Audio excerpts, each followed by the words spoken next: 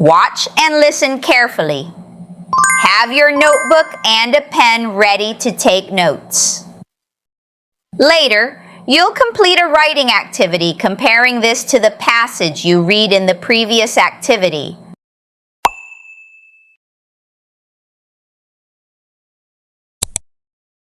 Dan believed that coping skills weren't essential for everyone. He thought many people complicated things by focusing too much on stress management techniques. Instead, he felt that facing challenges directly could build stronger character. Dan preferred to handle stress his own way, confronting problems head-on rather than using techniques like journaling and meditation.